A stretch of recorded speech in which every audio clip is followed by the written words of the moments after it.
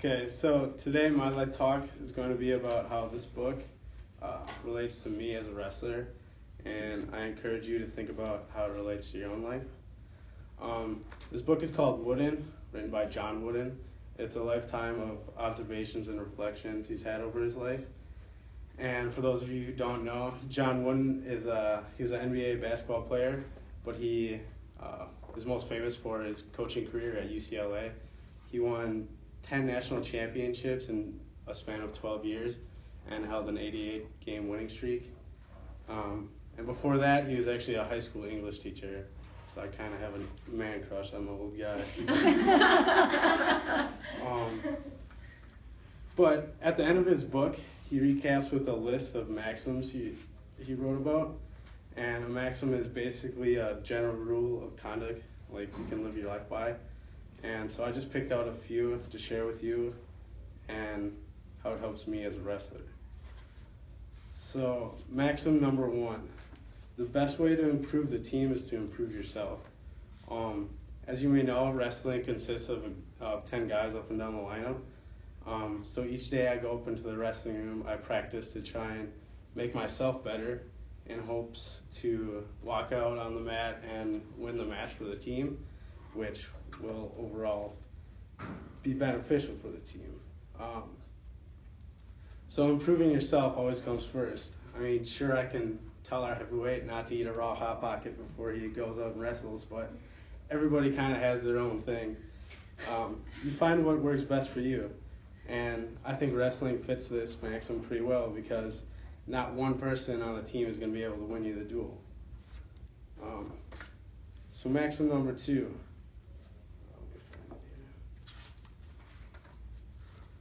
It is what you learn after you know it all that counts.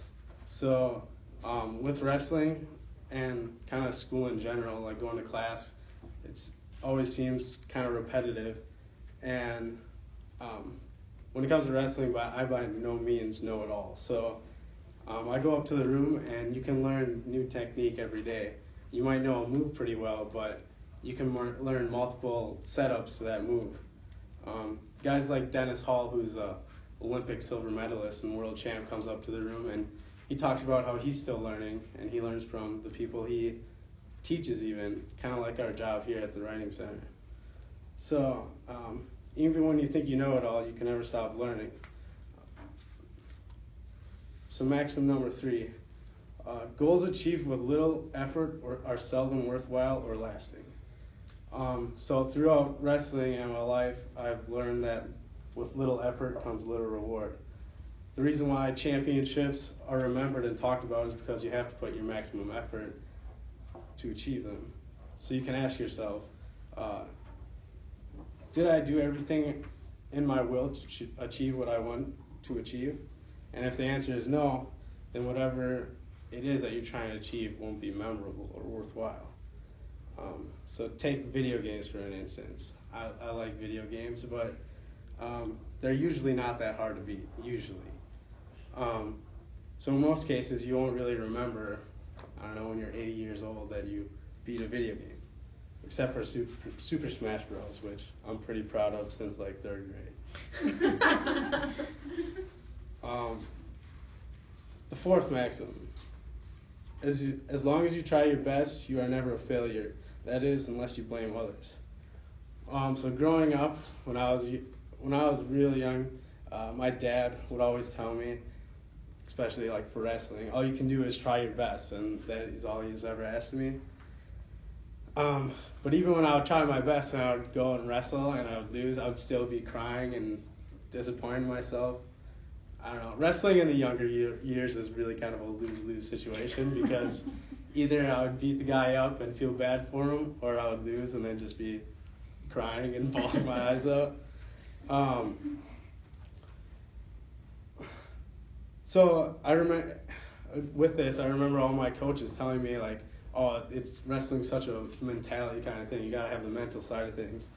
And so I would tell myself, I was like, all right, I gotta have the mentality. I gotta be mental about it. And I never really understood what that actually meant until I came to college here my freshman year. And I think I finally figured it out.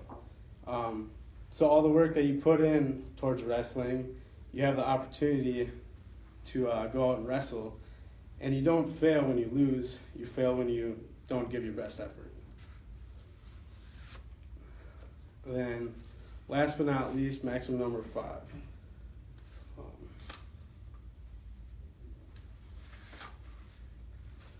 Acquire peace of mind by making the effort to become the best of which you are capable of.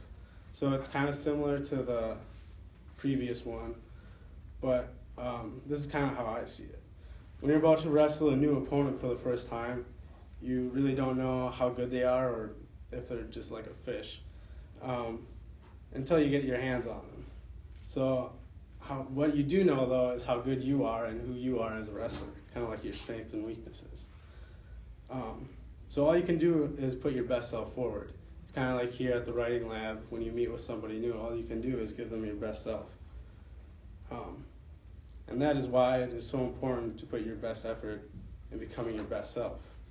Just knowing that all you can do is put your best self forward will kind of drown out that fear and give you that peace of mind. So today I've shown you how relating your life with something such as a book might have an entirely different meaning for any one of you. That's all.